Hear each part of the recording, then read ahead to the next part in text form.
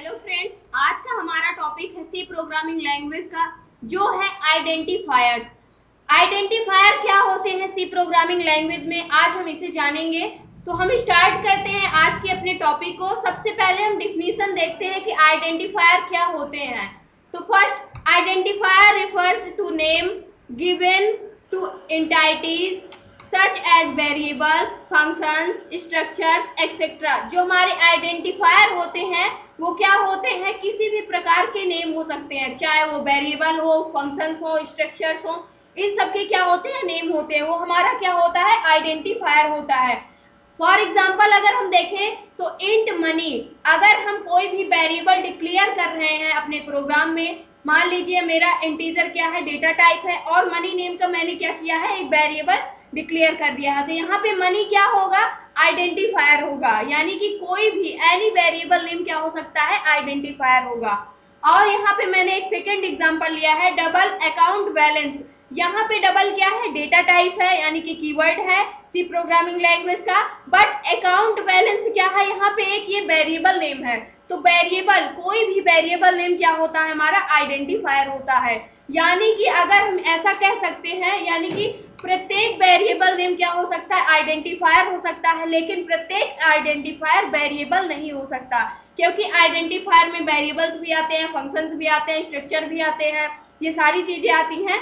इसलिए हम प्रत्येक आइडेंटिफायर को वेरिएबल नहीं बोल सकते हैं। अब सेकेंड अगर हम देखें तो फंक्शंस, यानी कि प्रत्येक फंक्शंस क्या होता है, हमारा आइडेंटिफायर होता है। मान लीजिए मैंने यहाँ पे क्या किया, वाइड डेटा टाइप लिया है जो कि नल वैल्यू रिटर्न करता है, और सम नेम का क्या कर दिया, मैंने एक फंक्शन बना दिया। यानी कि अगर मुझे सब्ट्रैक्शन करना है तो मैंने, यानी कि एडिशन करना है तो मैंने यहाँ पे सम नेम का क्या कर दिया, एक फंक्शन बना दिया। उसी प्रकार से ऐड नेम का क्या कर दिया, यहाँ पे ये फंक्शन बना दिया। तो यहाँ पे सम एंड ऐड, इसी प्रकार से यहाँ पे अकाउंट बैलेंस, सम यानी कि सम क्या है, एक फंक्शन नेम है, और ऐड क्या है, एक फंक्शन नेम है।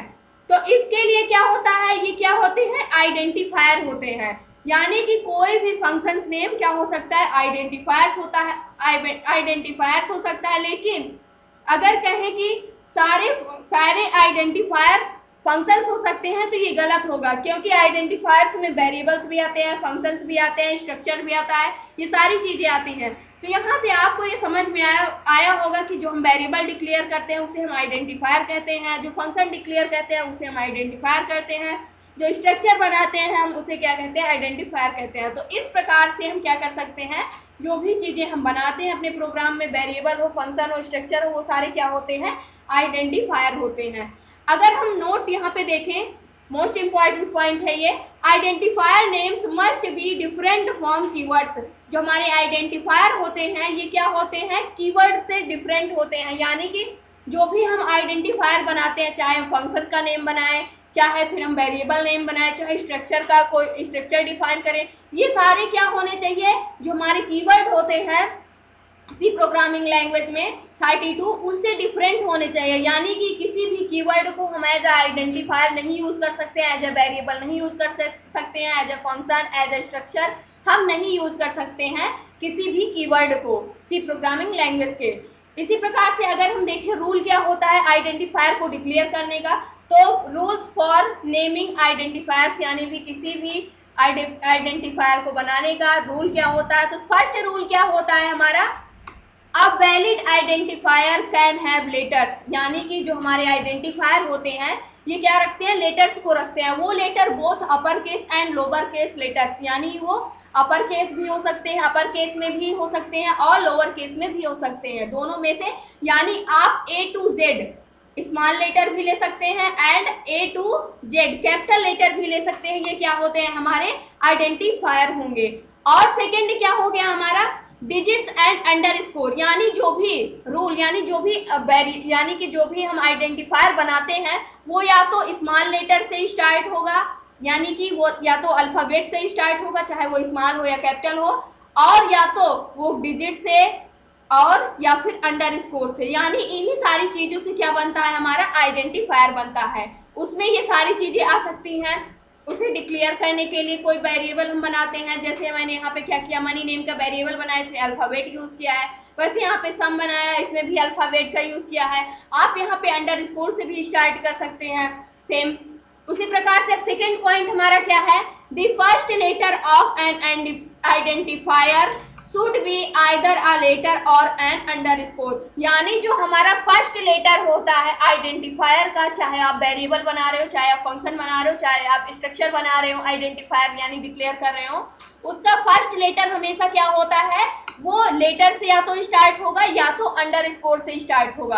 आप कभी भी उसे नंबर से नहीं स्टार्ट कर सकते हैं या फिर कोई स्पेशल कैरेक्टर से आप नहीं स्टार्ट कर सकते हैं। अगर स्पेशल कैरेक्टर से आप स्टार्ट करना चाहेंगे तो आपको एरर मिलेगा।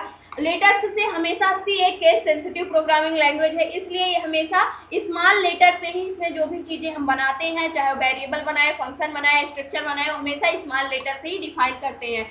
मान लीजिए आपको क्या करना है, कोई आइडेंटिफायर यानी वेरिएबल नेम जैसे बनाना है, मान लीजिए हमें यहाँ पे क्या बनाना है, नंबर नेम का क्या बनाना है, वेरिएबल बनाना है, तो आप इसे यहाँ पे स्मॉल लेटर से स्टार्ट किया है, एन को स्मॉल लेटर बना रखा है, अगर आप कैपिटल बनाएंगे फिर भी आपको एरर मिलेगा।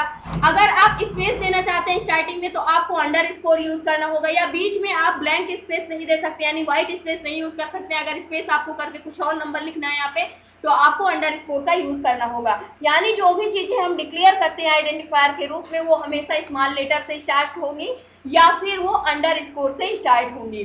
थर्ड पॉइंट जो हमारा होता है वो होता है कि you can't use keywords like int, while, etc. as identifier, यानी आप किसी भी कीवर्ड को अगर ले लें आप int, while हो गया, do while हो गया, ये सारे जितने भी हमारे कीवर्ड होते हैं इनको आप एज आइडेंटिफायर नहीं यूज कर सकते हैं, यानी कि कीवर्ड को हम आइडेंटिफायर के रूप में नहीं यूज कर सकते हैं क्योंकि ये रिजर्व्ड वर्ड होते हैं जो कि पहले से ही कंपाइलर में क्या होते हैं, प्री डिफाइंड होते हैं। तो ये था आज का हमारा टॉपिक कि आइडेंटिफायर क्या होता है। आशा करते हैं दोस्तों आज का ये टॉपिक आपको समझ में आया होगा कि आइडेंटिफायर क्या होते हैं। अगर ये वीडियो अच्छी लगी हो तो प्लीज लाइक करना, शेयर करना और हमारे चैनल को सब्सक्राइब करना। Thanks for watching this video.